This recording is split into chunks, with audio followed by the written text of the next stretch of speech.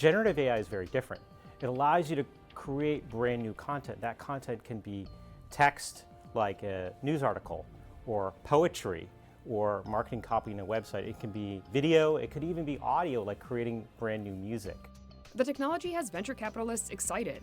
Funding for generative AI companies reached $1.37 billion in 2022 alone. Microsoft has been investing in OpenAI since 2019, when the company committed $1 billion to the startup. In January, Microsoft announced a third round of investment. One expert said that it could cost up to $3 million a month, about $100,000 a day. A lot of AI researchers have sort of estimated that it costs, millions of dollars to train and then operate, plus, the bandwidth of keeping it alive when it's under heavy use. I mean, these are not cheap software programs. They require a lot of investment.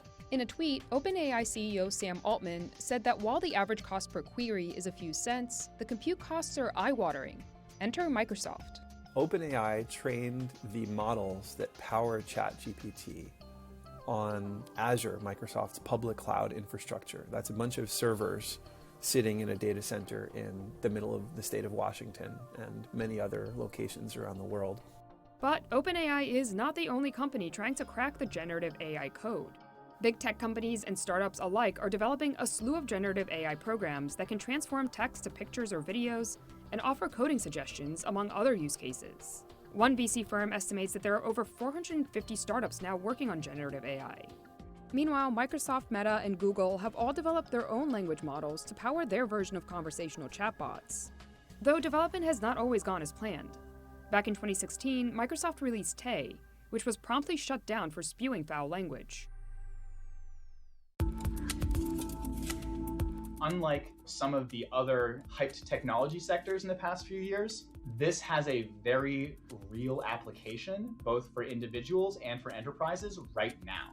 Microsoft has taken some of the products that OpenAI has built and added it to products it has. So for example, CarMax is a company that lets you look at reviews of cars. And what CarMax did is it took the OpenAI service on Azure and it summarized all of those reviews of the Kia Sorento. And that way you don't have to go through 500 reviews. Microsoft is reportedly also considering adding ChatGPT to its Bing search engine in a bid to compete with Google. One company that's already experimenting with such a feature is You.com, which lets users conduct a search using a conversational format. However, AI tools are still far from perfect, and experts argue that users should take care to not rely on them too heavily, at least not for the time being. It's a sentiment shared even by OpenAI's CEO, who said, quote, "It's a mistake to be relying on it for anything important right now. It's a preview of progress. We have lots of work to do on robustness and truthfulness." There's a lot of kinks that need to work out. For instance, it generates a lot of wrong answers, and it's really confident though. I talked with a legal research firm that told me when they tried using it to study court cases or to summarize court cases, it was getting a lot of the history wrong. So they couldn't use it as a legal research tool as of yet. With its massive user base, the misinformation issue is one that's top of mind for Google. During a monthly all-hands meeting, Google executives said that Google has much more reputational risk in providing wrong information, and is thus moving more conservatively than a small startup when it comes to releasing its chatbot publicly. The company is, however, already internally testing an AI-powered chatbot and an alternative search page that can use a question and answer format. Another issue with the current iteration of AI technology is that it can be biased or toxic if the databases that it pulls from are also biased or toxic. People have already found instances of it generating biased answers, like, associating women with, housework, men with more scientific endeavors, and certain examples.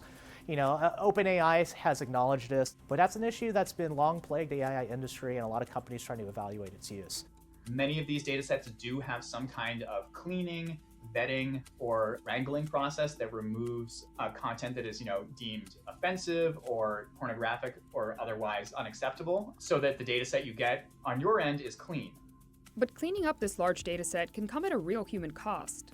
A recent investigation by Time found that OpenAI initially outsourced workers in Kenya to sift through thousands of snippets of text describing horrific situations, including sexual abuse, violence, and hate speech. The workers' job was to label these examples as inappropriate, so that ChatGPT could learn to detect and filter out toxic content.